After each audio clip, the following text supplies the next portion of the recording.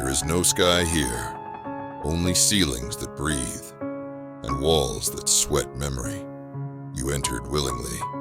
That was the most terrifying part. The door closed behind you without sound, and in that instant, the world you knew collapsed inward like wet paper. You were not afraid, not yet. Fear comes later, after the recognition. You wandered. The corridors changed when you weren't looking. You'd think you were turning left, only to arrive in a room you'd already fled.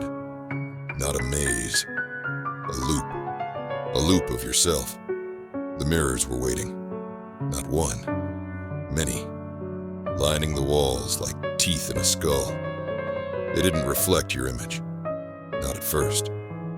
They showed flickers, children you never were, lovers you never touched, places your bones still remembered, though your mind could not name them. Some mirrors screamed, but only when your back was turned.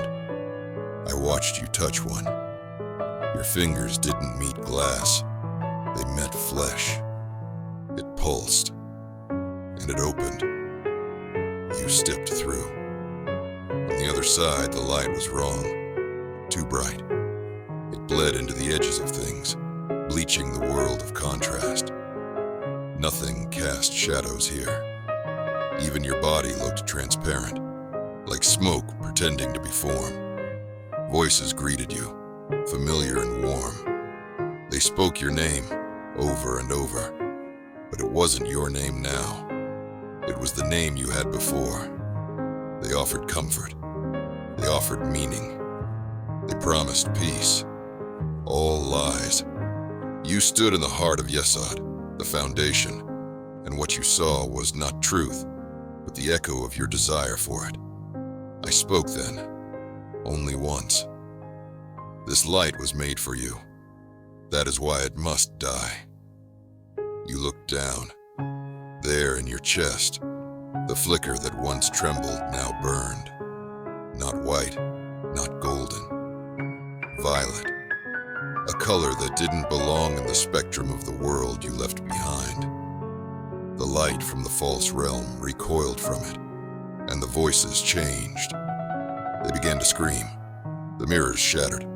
Each one bled ink. You fell, or rose, or dissolved. It's hard to say in a place like this, and in that un-thing, that space between. You saw me, not fully, not clearly. A hood, a grin, a flicker where eyes should be. You asked nothing. You already knew the answer. This was not enlightenment. This was initiation, and you had only just begun to suffer.